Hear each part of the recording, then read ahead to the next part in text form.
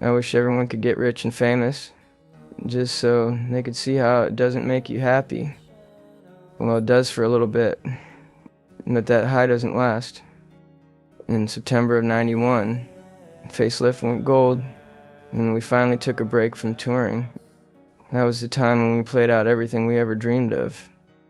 After I got my first gold record, my friend came over and pulled out a couple lines of Blow. And I pulled the gold record off the wall because that was a dream of mine, if I ever got a gold record. I was going to do a line of coke on it. I had a great time riding around in limos and eating lobster and getting laid. I went hog wild for a while. I mean, sex is not something I crave so much anymore. I had a great time, but I couldn't physically or mentally live that lifestyle constantly. When I first got a credit card, I maxed it out for the first 3 months at Toys R Us. I bought a lot of video games and Star Trek phasers and Batman dolls. And Sean was the big spender, and he bought a Porsche and a few Harley bikes. Jerry bought a Ford Explorer, and Mike bought a Nissan 300ZX, paying 36 grand in cash for it. You did not want to get in that car with a full stomach. I didn't want to blow all my money, so I got an accountant to keep track of everything. We developed a pretty conservative budget.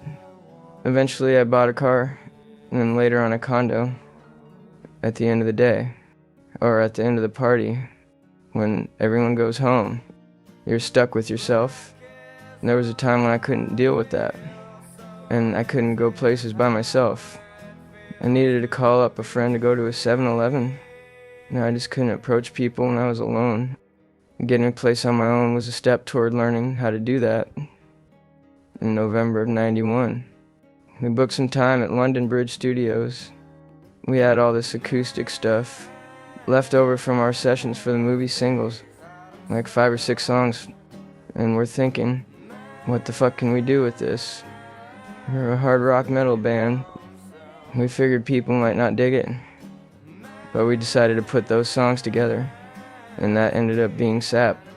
We were having a meeting down at the office or whatever, and Sean came in and he was all stoked, and he's like, man, I had this dream that we put those acoustic songs on an EP, and we called it Sap, and it was killer. We're like, okay, that sounds like a good idea. We decided not to mess with fate. We worked with Rick Parashaw on the record. We had worked with him before while making our demo tape. I fucking love that guy. He's made some legendary shit. Besides the stuff we did with him, he produced Blind Melon's first album, the Temple of the Dog album, and Pearl Jam's 10. He helped us develop our vocal harmonies. Part of his style is to sit down with the singers at the piano and help write harmonies. Rick was all business in the studio. I was using heroin daily at the time, and there were some issues about me being in the bathroom way too long. But my bandmates kept it on the down low, because we didn't want Rick to know. Rick frowned on anything like that, especially in the studio. He was really anti-drug in general.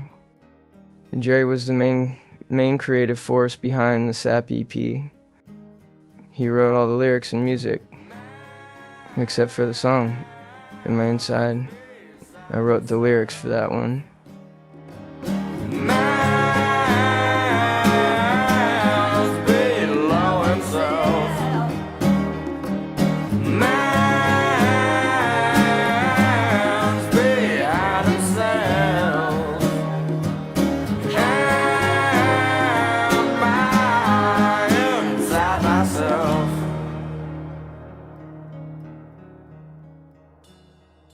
Jerry wanted me to sing all the songs, but I told him, no offense against these lyrics, but they're very personal, and I think you should sing them. Jerry said something like, but you're so much better than me. And I told him, dude, you'll be fine. We gave each other confidence. One of the songs that I felt was too personal for me to sing was Brother. Jerry had grown up in a divorced family. He was the oldest. His sister Sherry's in the middle, and his brother David is the youngest. As you know, when you're a kid, there's no way you want to hang out with your 4-year younger brother. You'll take care of him if someone's trying to kick his ass. But other than that, you don't really care to know what's going on with him. Jerry was really hard on his brother, especially without a father around. David had nobody, and he went to live with Jerry's dad. And Jerry didn't see much of him for a good 6 or 7 years, and that song was about the time they were apart.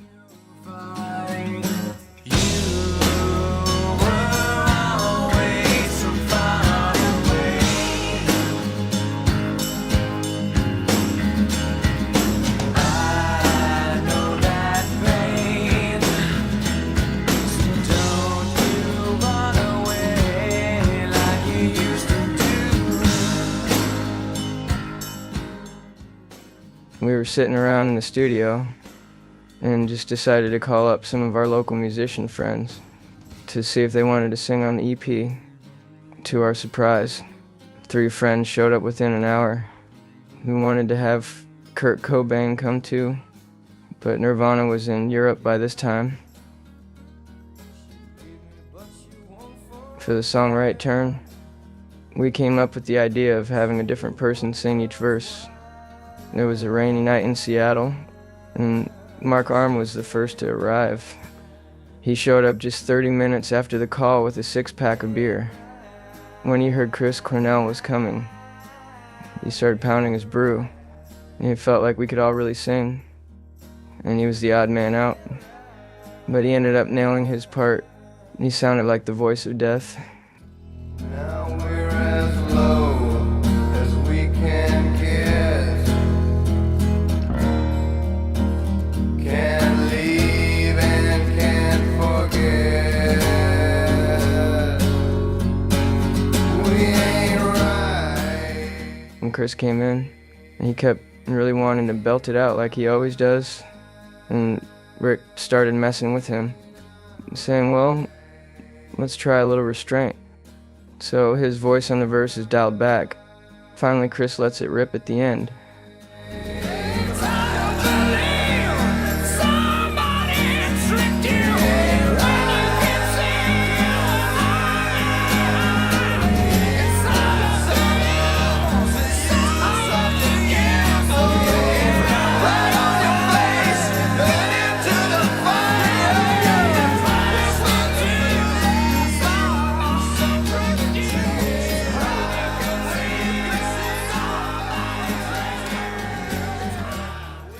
We ended up crediting the song to Alice Mudgarden, a mashup of all our band names.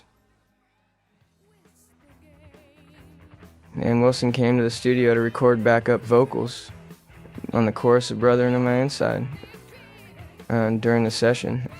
Sean asked if at the end of the song she would say, Ooh, Barracuda.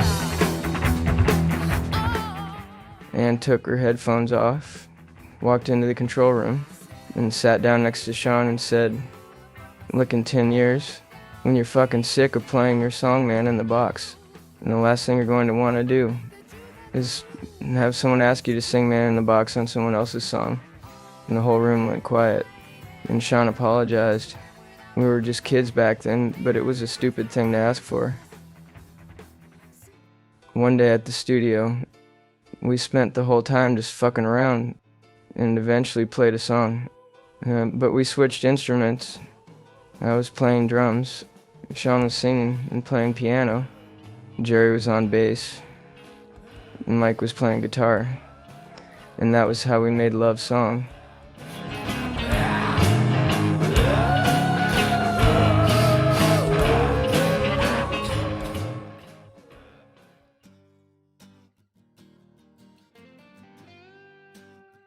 Sap was recorded in just 4 or 5 days. The album cover was created by Rocky Shank. He went to Griffith Park in Hollywood and took pictures of a wooden bucket hanging from a massive old oak tree. And we thought it would be kind of cool to release Sap without any fuss or fanfare. Like an Easter egg thing so only the real Alice fans could find it. And the first time we actually tried to play some of that stuff there was like a benefit concert and we did like 3 or 4 songs, and people were just sitting there scratching their heads because we were playing acoustic music, and we're supposed to be this hard rock band or whatever. People started throwing shit at us like ice and cups and whatever they could find. And the SEP EP opened up another field for us to play in at a very early stage in the band's career. And that's why you got Jar of Flies. And that's why we've been able to incorporate that other side of Alice. It opened us up to being really versatile, and for people being okay with us being versatile.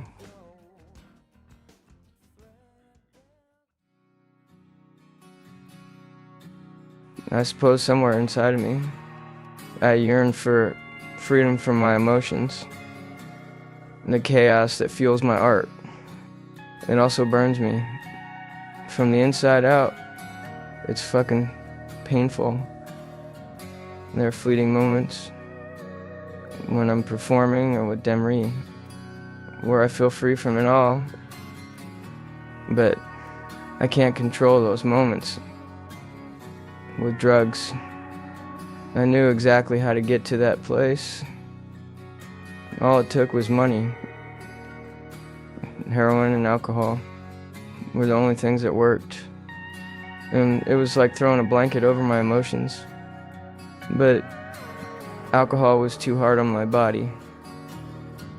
I so badly want to keep my pain to myself, to fight this battle all alone.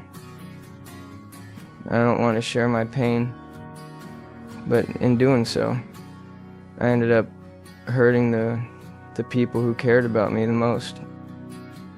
There's something that happens when you're an addict, where it becomes bad, and you want to stop. And there are many fucking times when I tried to stop, and I'd say, this is it. Now is the time. My record label wants me to stop. My band wants me to stop. I'd draw a line in the sand, but I'd break it. And then I'd do it again and again. I did it so many fucking times that at a certain point, and I just stopped fucking trying. Kelly Curtis and Susan Silver set up an intervention. And my bandmates, some of my family, and a couple people from the record label were there. Everybody went through and said their piece, and how much I mean to all of them. I agreed to go and check myself into rehab that same day. And I went to Valley General Hospital in Monroe, Washington, the same place Andy Wood went when he got clean. And I wasn't incognito going into the program, but I wanted to keep a low profile, and that didn't last long. Another patient had brought in a video of our live show at the Moore Theater, and everyone was watching it during visiting hours. Knowing I was a patient there, it was fucking horrible. This was my first attempt at rehab. I was trying to turn my life around and finally take a stand. But from that point on, I wasn't a guy with a drug problem trying to get help. I was Alice in Chains. But rehab wasn't a total waste. I wrote the lyrics for Sick Man and Junkhead while I was there. Those songs are as real as it gets.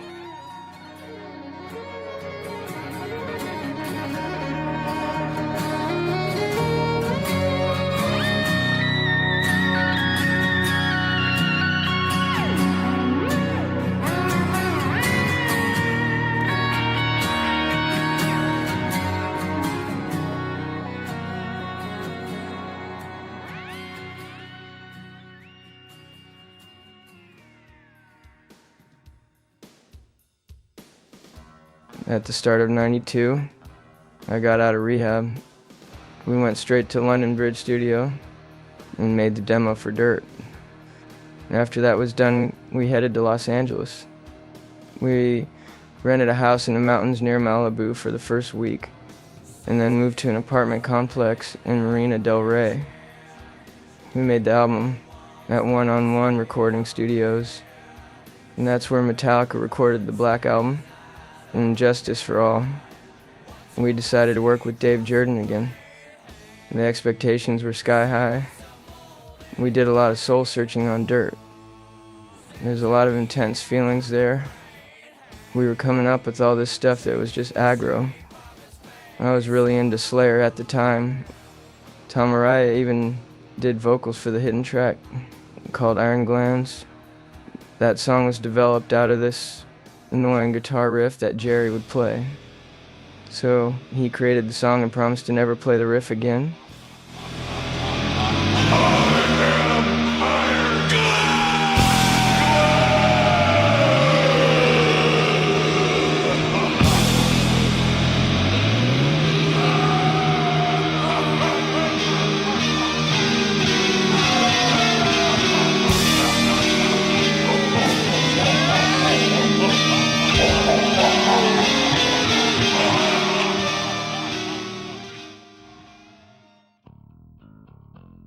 The music on Dirt is super powerful, very heavy lyrical content. It was a serious step up from Facelift, and I equate it, as far as artistically, to Nirvana from Bleach to Nevermind. To many people, it's a record unto itself. And I was trying to stay clean when I first got to LA. This addiction specialist, Bob Timmons, became my drug sponsor. He was notorious for doing interventions on bands, where he would just show up at a gig where the band's playing, knowing someone in the band's got a drug problem, and he'd charge 40 grand for one intervention. AA is supposed to be free, and this guy was charging me a shitload of money for what I should have gotten for free. I didn't really know how AA worked back then. He didn't last very long as my sponsor.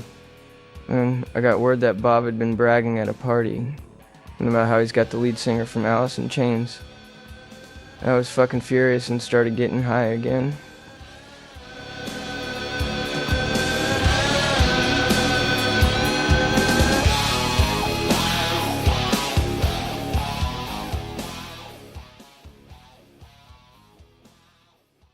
Making Dirt was fucking heavy. LA was on fire. And so was my life.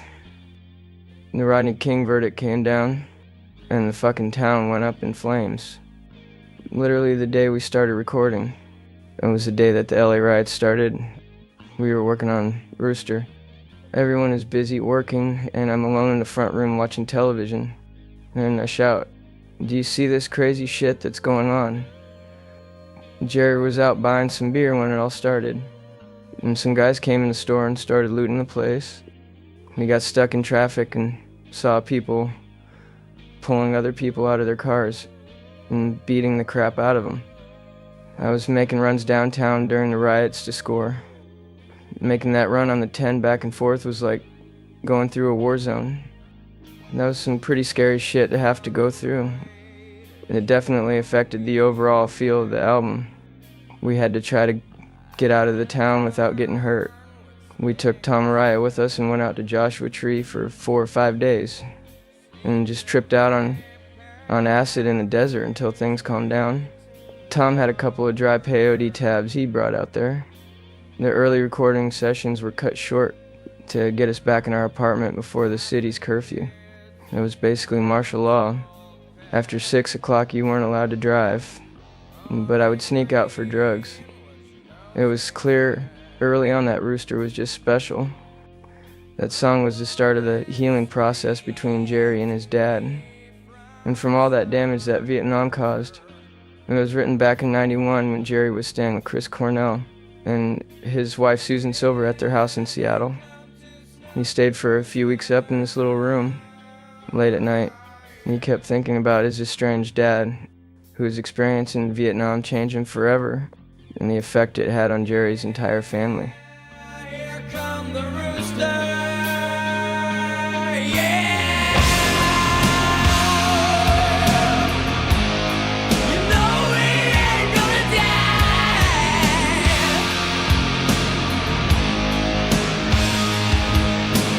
No, no, no.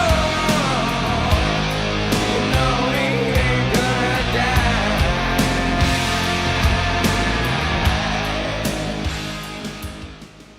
Jerry's dad didn't walk out on his family, and they left him. And Jerry said the environment wasn't good for anyone, so he and his mom took off to live with his grandmother in Washington, and that's where he went to school. And just like me, Jerry didn't have his dad around growing up. Apparently Jerry's dad was a cocky little kid, and his hair used to stick up on top of his head like a rooster's comb. Jerry had resentments towards his dad, as any young person does in a situation where a parent isn't around or a family is split. But on Rooster, he was trying to think about his dad's side of it, what he might have gone through. The great thing about music, sometimes it can reach deeper than you ever would in a conversation with anybody. When we were opening for Iggy Pop, Jerry's dad came to see us, and we played Rooster. It was legendary. He was standing in the back, and he heard all the words and stuff. He was back there with his big gray Stetson hat and his cowboy boots. He's a total Oklahoma man. And at the end, he took his hat off and just held it in the air. And he was crying the whole time.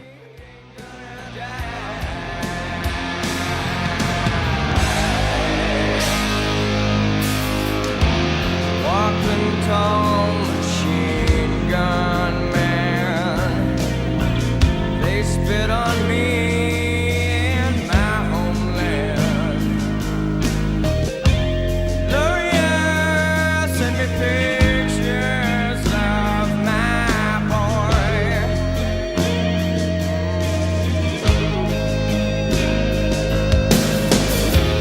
Got my pills against mosquito death. My buddy's breathing his dying breath. Oh God, please, won't you help me make it through?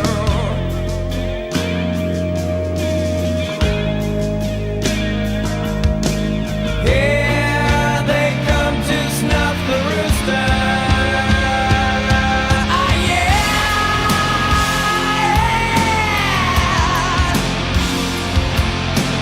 yeah, here come the rooster. Yeah. You know he ain't gonna die. When we were recording Rooster, the whole band was supposed to be there, but Sean hadn't come back the night before. Jordan was not happy, and because we were wasting studio time, and eventually decided to call it a day. Right at that moment, the door flings open, and in comes Sean, with his hair all sticking out, like he had stuck his finger in a light socket. He had been out since the night before partying in Hollywood. He'd been up drinking for 24 hours and was still loaded. Sean comes in the studio, and we are all kind of pissy for him not showing up. Jordan told him, "Now we're just going to call it a day. You need to go home and get some sleep and come back tomorrow." Sean said, "Let me play my drums. Let me just try one song." The studio was totally set up with everyone's instruments. So we ran through a performance at Rooster, and Sean nailed it on the first take. And that's the cut you hear on the album. Jordan got that perfect guitar tone used on the album by blending 3 different amps. A Bogner Fish preamp for the low end, and a Bogner Ecstasy for the mid-frequencies, and then a Rockman headphone amp for the high frequencies. They found a way to kill me yet. For Sick Man, I had already written lyrics, and then asked Jerry to write me the sickest tune, the sickest, darkest, most fucked up, heaviest thing he could write. It wound up being the most technically difficult song to record from the album. Sean didn't play to a click, so the timing on his drum parts varied. Jordan found 1.5 bars of drumming that was steady and would become the centerpiece of the song. Throughout the whole song, it's the same 1.5 bars over and over again. Jordan and Brian Karlstrom had to make copies and copies on a 2-inch tape of that drum part, and then edit that 1.5 bars over and over again, and then loop it back in with the razor blade. It took Karlstrom like 2 whole days to do that. When my thoughts become my breath,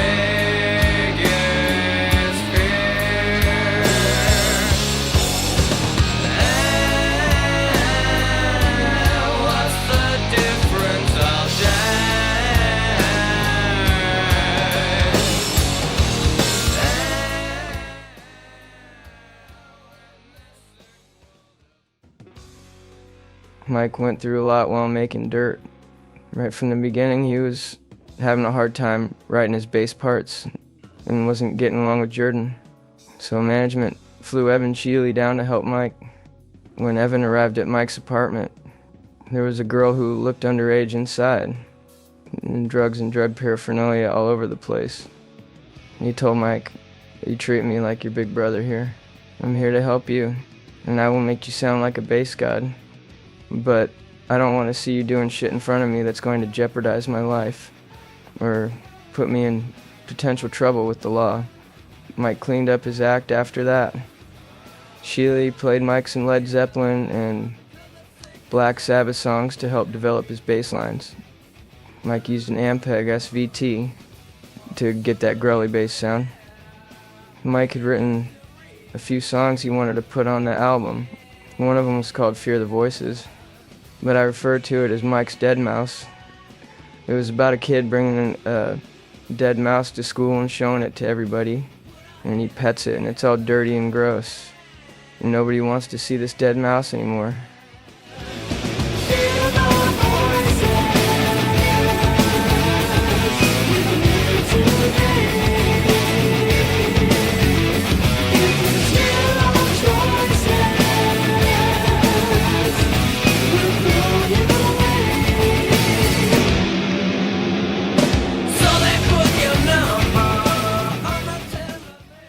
Jordan spent more time working on that song than any of the other songs we worked on for Dirt. Jerry and Sean never liked the song, but I didn't think it was bad, and I've always got Mike's back. The nail in the coffin for the song happened after I had recorded my vocals. Mike was high and came into the studio after I had already left. He listened to the song and was not happy with my vocals, and so he called me and asked me to come back to the studio and do it again. I told Mike, "Fuck this song and fuck you. I'm not singing that shit again." The song was eventually released 7 years later. Probably the most life-changing event for Mike while making Dirt happened during a recording session when we went to the bathroom together and I gave him a shot of heroin. He had an adverse reaction to the drug, and when he left the bathroom, he threw up all over the carpet in the studio lounge and caused a big scene. What nobody else knew, besides me, was that was the first time Mike ever tried heroin. What the fuck will it take? Drown myself in my way. Another shag, EDA. Now a dog, shake my leg. Plastic man, paper face. Candy heart, one away.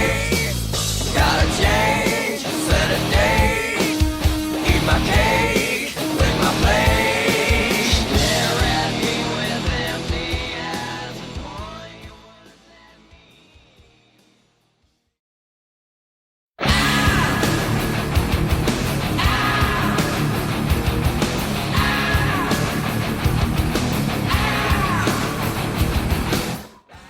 Them Bones was written by Jerry.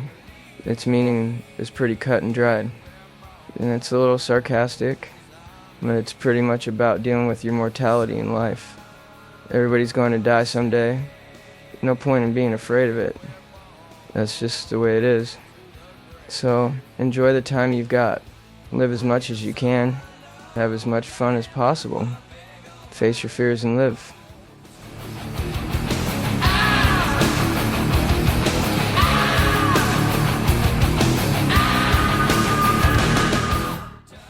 Jerry had family members die at an early age, and from then on, he's always had kind of a phobia about it. Death freaks me out. It freaks Jerry out, and I think it freaks a lot of people out. It's the end of life, depending on your views, and it's a pretty scary thing. And Bones is trying to put that thought to rest. Use what you have left and use it well. While working on them Bones, I heard a little vocal part and wanted to stick in the song and began singing. Time to Jerry's guitar riff. I just made that shit up on the spot. Damn That River was also written by Jerry. It's about a fight he had with Sean when it was over a car ride. Jerry kept on bugging Sean for a ride until he got so mad he picked up a coffee table and broke it over Jerry's head. Jerry's retaliation was writing this song.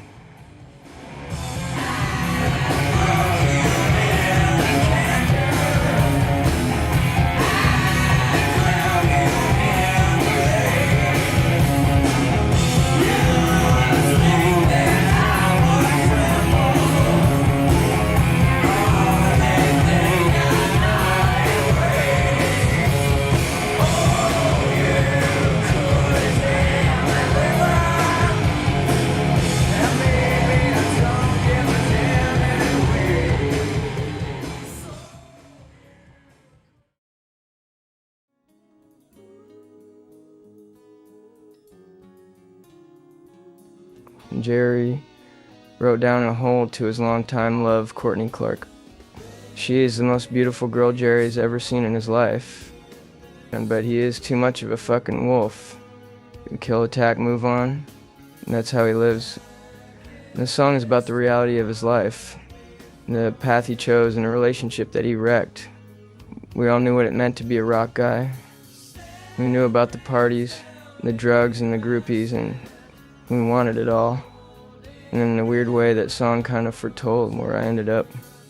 And at first, Jerry was hesitant to share the song with us. He feared it was too soft for Alice, and became one of our signature songs.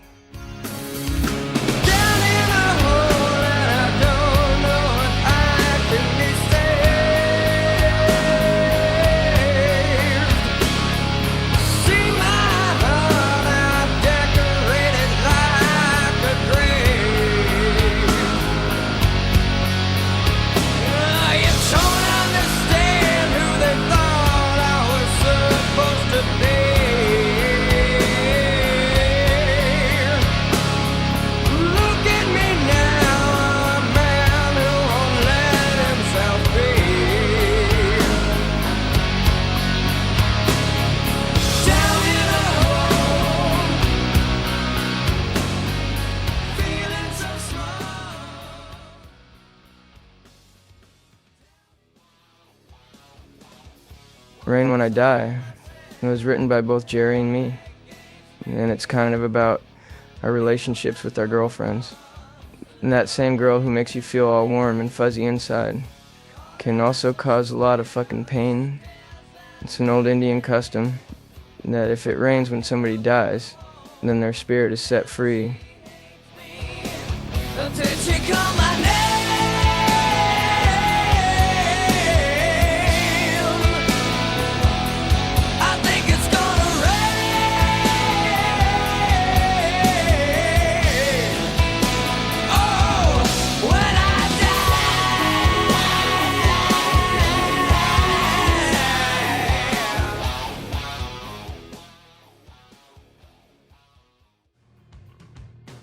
Before doing my vocals, we flew to Seattle for 3 days to shoot the music video for Wood. Josh Taft directed it and Cameron Crowe was there. It wasn't the most enjoyable shoot or anything.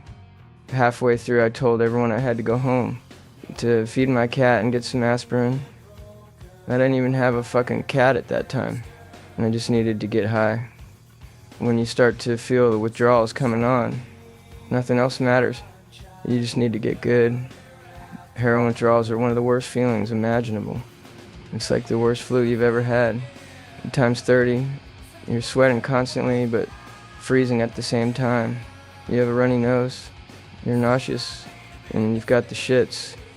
Just constant pain over your whole body. But the hardest battle is in your mind. The worst depression you've ever had, all while you're constantly obsessing about heroin.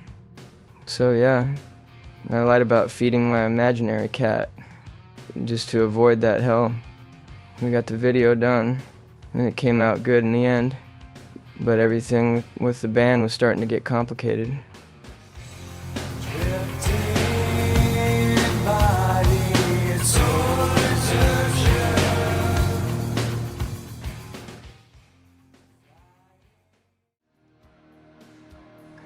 We began recording my vocals on June 17th in '92. I came up with my stacked vocal style during the recording sessions. I just kept telling Jordan to give me another track. Let's double it. Now let's triple it. And it all came to me spontaneously. On fucking Angry Chair, I even did 16 tracks. And that's why the vocals on Angry Chair are so massive compared to anything else on the album.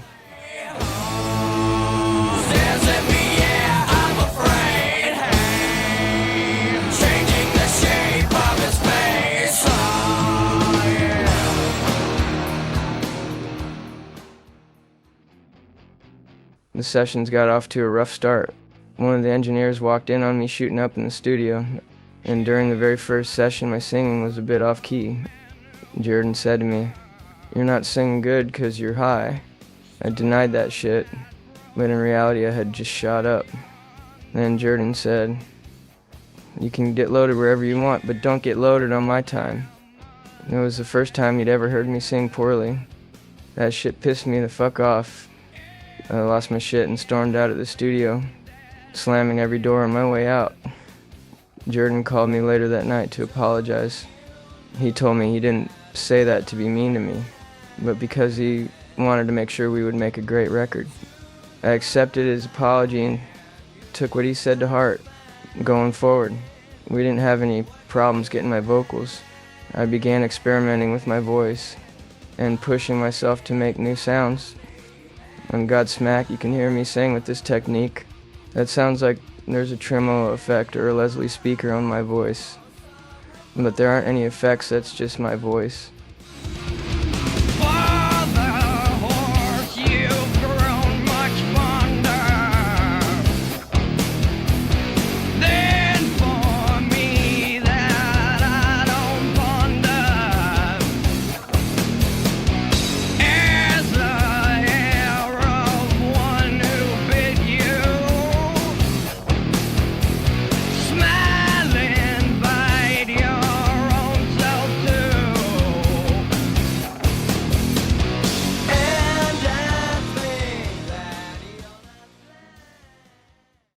Junk fuck.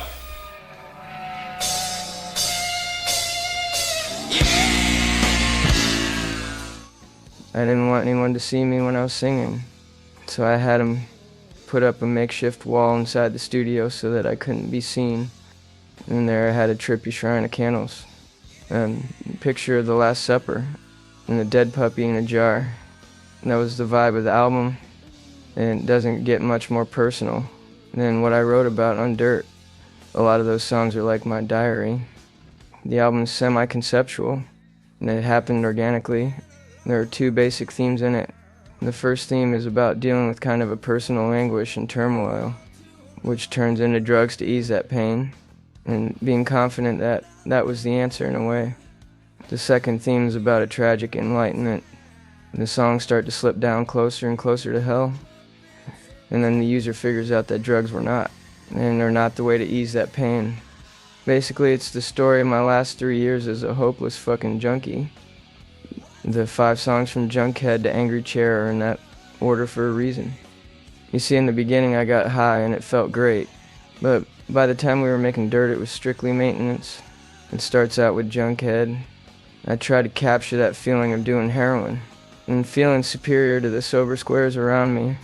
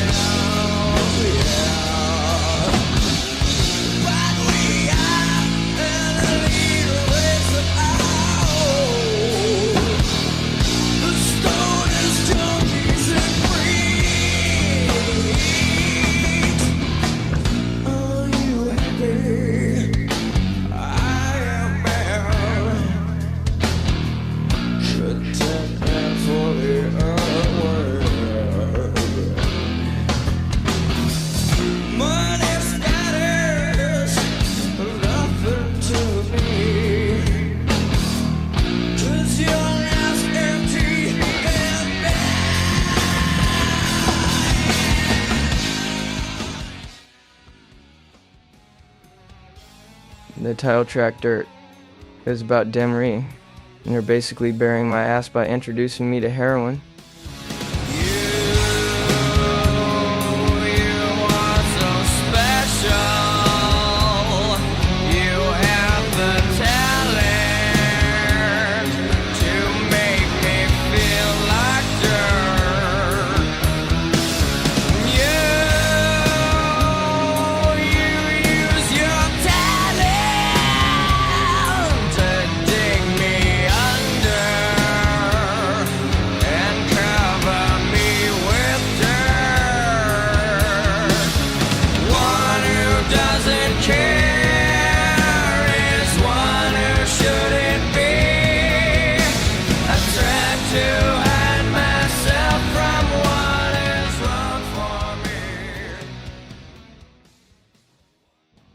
The album changes from glorifying drugs to being completely miserable and questioning what I thought once worked for me. By the end of the album, it's pretty obvious it didn't work out as well as I thought it would. But I came to realize that it's really easy to die, and it's really hard to live. And it takes a lot of guts to live, and it doesn't take a lot of guts to die. Two of the heaviest songs, I Hate to Feel and Angry Chair, were both composed solely by me. I actually played guitar on those tracks. And Dirt as a whole is overwhelming, unpleasant, and unsettling at times. We don't stuff our personal demons inside us. We get them out. It's therapeutic. I've never been completely 100% at peace with myself and the world. I will always be bitching and moaning about something. Eat my cake with my plate.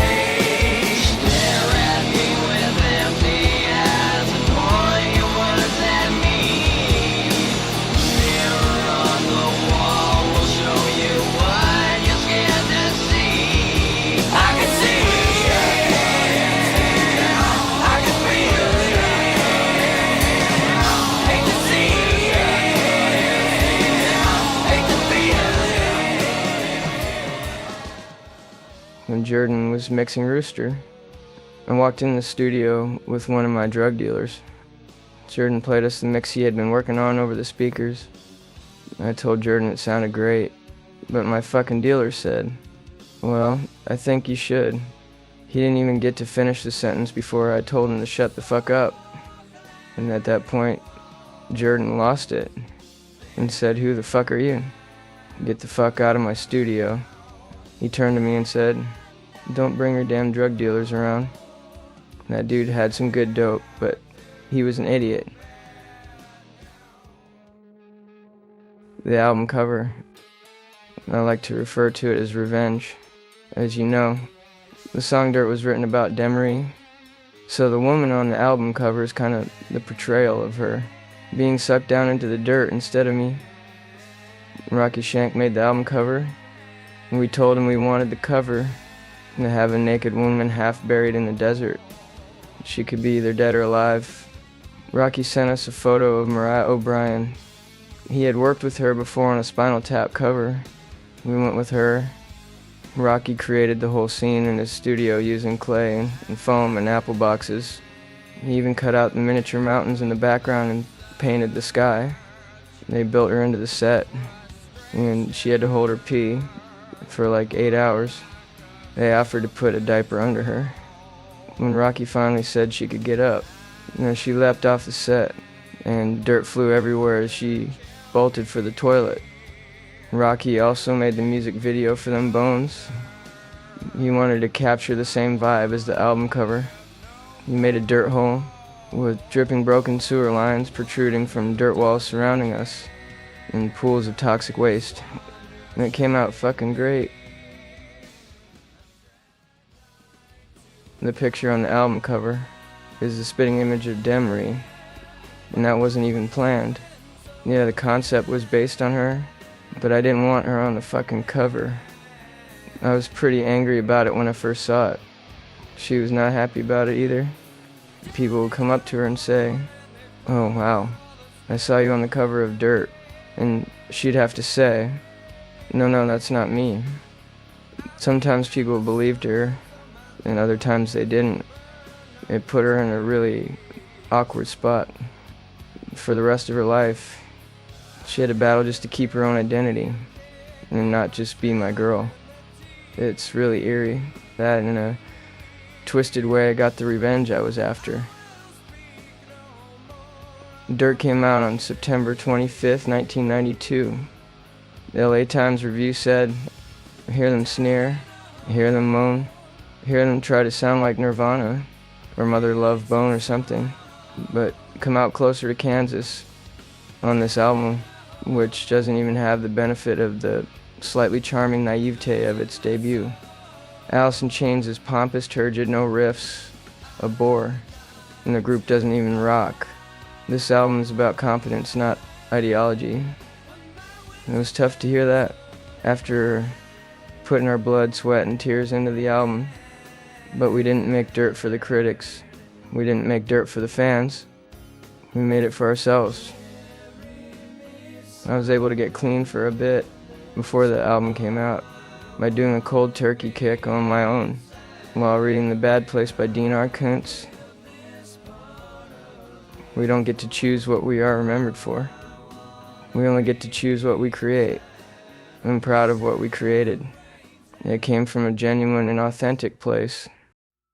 Those songs are written in blood. I don't want to be remembered for drugs. But the hard truth is, drugs had a huge effect on my work and my life, whether or not I was using.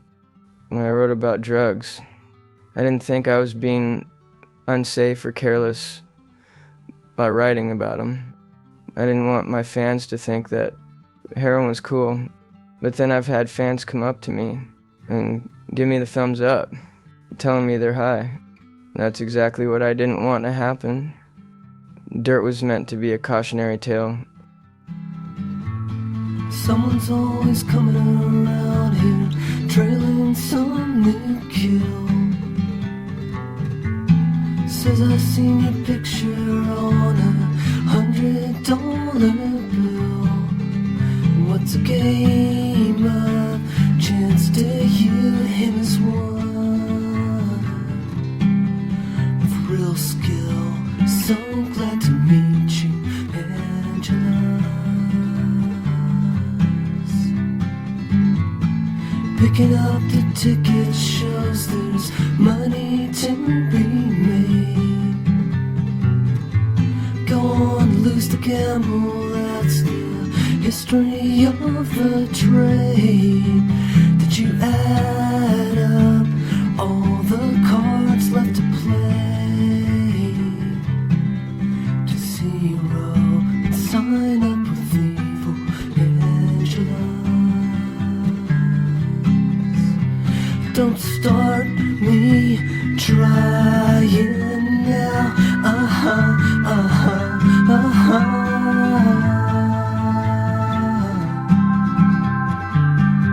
Cause I'm all over it, Angela.